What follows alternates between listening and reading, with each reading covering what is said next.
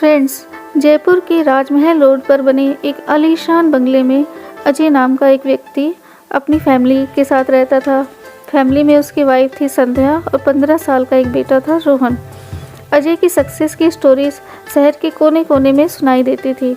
वह अपनी कड़ी मेहनत, लगन और अपनी बुद्धिमानी के बल पर एक बहुत ही फेमस उद्योगपति बन चुका था। उसका दिन बहुत ही व्यवस्थित ढंग से शुरू होता था। सुबह वह अपने गार्डन में बैठकर चाय पीता, अखबार पढ़ता और पूरे दिन की अपनी प्लानिंग बनाता।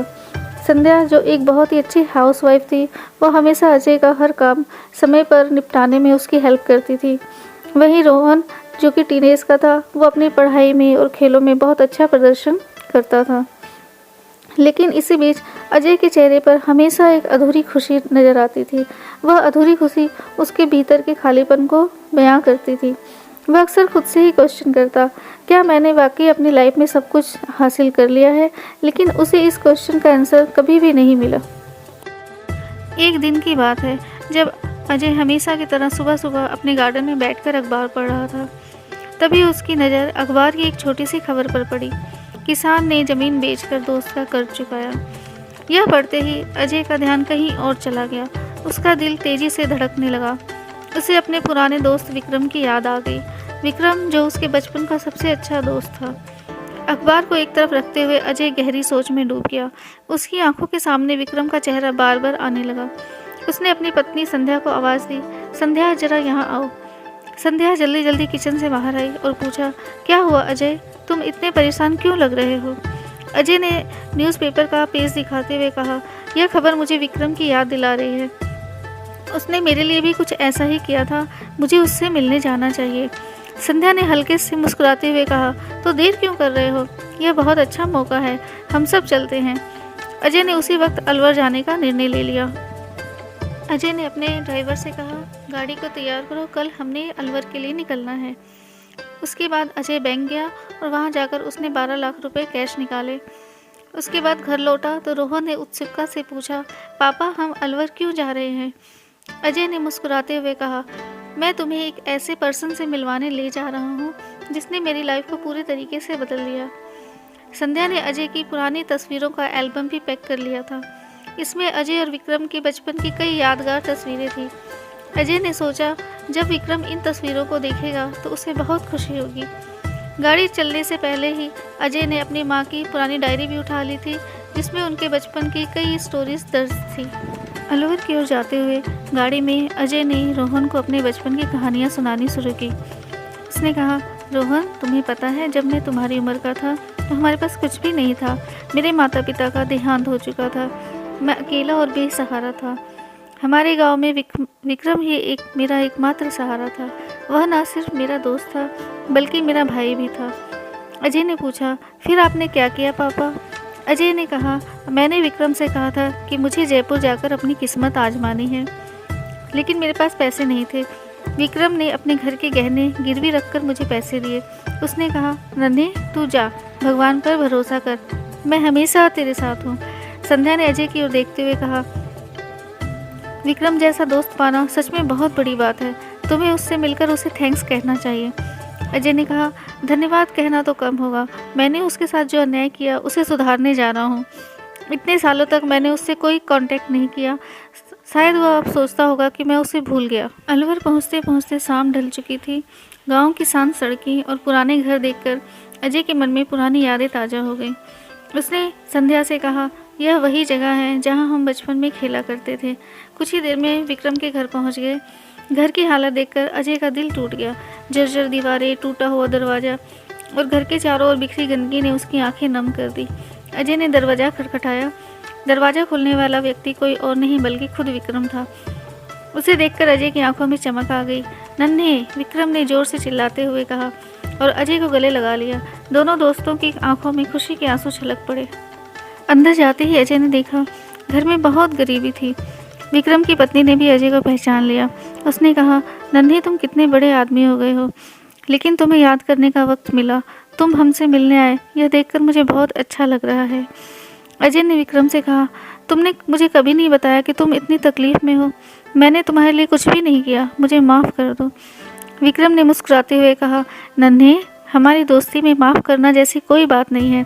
तुमने अपना वादा पूरा किया, तुमने मेहनत की और अपनी ज़िंदगी बनाई, यही मेरे लिए सबसे बड़ी खुशी। अजय ने विक्रम को 12 लाख रुपए देने की कोशिश की, लेकिन विक्रम ने इसे लेने से साफ मना कर दिया। उसने कहा, यह मेरे पैसे मेरे लिए कुछ भी मायने नहीं रखते, हमारी दोस्ती सबसे कीमती है। अजय ने विक्रम को किसी तरह समझाया और कहा, यह पैसे दोस्ती या कर्ज नहीं, बल्कि मेरे तरफ से तुम्हारे परिवार के लिए एक छोटी सी मदद। अजय ने कहा, विक्रम, जब मैं जयपुर में संघर्ष कर रहा था तो मुझे हर समय तुम्हारी याद आती थी। मैंने सोचा था कि जब भी मेरी लाइफ पटरी पर आएगी मैं सबसे पहले तुम्हारे पास लौटूंगा, पर टाइम बीतता गया और मैं तुम्हारे लिए कुछ नहीं कर सका। आज तुम्हारे इस हाल को देखकर मैं खुद से नज़र नहीं मिला पा रहा। विक्रम ने कहा, नन्हे, तुम्हें मुझसे कभी शर्मिंदा होने की ज़रूरत नहीं। हमारी दोस्ती पैसों की मोहताज नहीं थी और ना ही कभी होगी। हाँ, ज़िंदगी थोड़ी मुश्किल थी, लेकिन मेरे पास मेरी अपनी खुशियाँ थी। तुम्हारी सक्सेस देखकर मुझे हमेशा गर्व होता रहा। मैं अपने बच्चों को तुम्हारी कहानी सुनाकर उन्हें प्रेरित करता रहा। विक्रम की पत्नी सुनीता ने अपनी आंखों में आंसू लिए कहा, हमने कभी सोचा नहीं था कि अजय एक दिन इस तरह लौटकर आ पाएंगे। जब हमने कभी अखबार में पढ़ा आपके बारे में तो हमें बहुत खुशी होती थी, लेकिन मन के किसी कोने में यह ख्वाहिश हमेशा रहती थी कि एक बार आपसे मिल सके।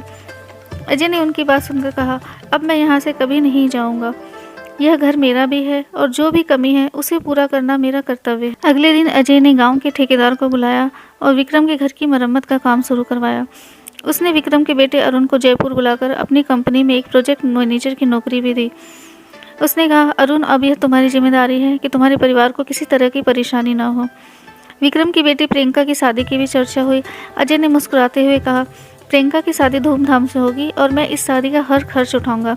यह मेरे लिए बहुत बड़े सम्मान की बात होगी। गांव के लोग अजय की इस उदारता से बहुत प्रभावित हुए। हर तरफ उनकी तारीफ होने लगी, लेकिन अजय ने हर किसी से यही कहा, यह मेरी जिम्मेदारी है। मैंने अपने सबसे अच्छे दोस्त को बहुत सालों तक अनदेखा किया और वक्त आ गया है कि मैं अपनी गलती को सुधारूं। विक्रम अजय को गांव के तालाब के पास लेकर गया, जहां वो बचपन में खेला करते थे। दोनों ने अपने बीते दिन की यादों को ताज़ा किया। विक्रम ने कहा, नन्हे, जिंदगी चाहे जितनी भी बदल जाए, दोस्ती का यह रिश्ता हमेशा ऐसा ही रहेगा। तू जब भी यहाँ आएगा, इस जगह पर आएगा, यह जगह हमारी दोस्ती की निशानी है। अजय ने विक्रम के कंधे पर हाथ रखते हुए कहा, विक्रम, इस बार मैं गया तो ज़रूर वापस आऊँगा और अगली बार तेरे लिए जयपुर में एक बहुत बड़ा बंगला तैयार करवाऊँगा। अब मुझे यह यकीन है कि मैं जो कुछ भी हूँ तेरी वजह से हूँ। कुछ दिन बाद अजय ने जयपुर लौटने का निर्णय लिया। विक्रम और उसका परिवार उसे छोड़ने के लिए गांव के बस स्टॉप तक आया। विदाई का वह पल बेहद भावुक था। अजय ने विक्रम को गले लगाते हुए कहा, अब यह आखिरी विदाई नहीं होगी, अब हम हमेशा जुड़े रहेंगे।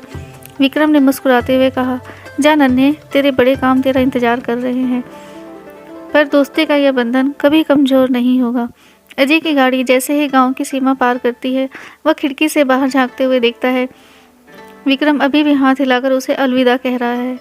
अजय की आंखों में आंसू थे, लेकिन दिल में संतोष और खुशी का सागर उमड़ रहा था। जयपुर लौटकर अजय ने अपने जीवन को एक नई दिशा दी। उसने विक्रम के बच्चों को उच्च शिक्षा दिलाई और उन्हें अपनी कंपनी में अहम जिम्मेदारियां दी।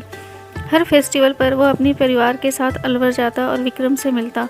विक्रम और अजय की यह दोस्ती पूरे गांव और शहर के लिए एक मिसाल बन गई। हर कोई कहता, यह दोस्ती असल में रिश्तों से भी ऊपर है। और इस तरह नन्हे और विक्रम की कहानी दोस्ती की वह दास्तां बन गई जो हर दिल को छू जाती है। यह कहानी हमें सिखाती है कि दोस्ती का रिश्ता न केवल जीवन के उतार चढ़ाव में साथ खड़ा रहता है, बल्कि हर मुश्किल को पार कर अमर बन जाता है। यह सिर्फ अजय और विक्रम की कहानी नहीं है, बल्कि हर उस इंसान की कहानी है जिसने कभी भी किसी सच्चे दोस्त को पाया है। तो दोस्तों, यह थी आज की कहानी। आप लोगों को कहानी कैसी लगी कमेंट बॉक्स में बता देना। वीडियो अगर अच्छी लगे तो वीडियो को लाइक और चैनल को सब्सक्राइब जरूर करें, ताकि हमें थोड़ा सा हौसला मिले और आप लोगों के लिए ऐसे अच्छी अच्छी वीडियो बनाने के लिए, इन कहानियों को सुनाने के लिए हम प्रेरित हो सके। मिलते हैं किसी अगली नई वीडियो में नए टॉपिक के साथ। तब तक के लिए जय हिंद, जय भारत। आप सभी का बहुत बहुत धन्यवाद।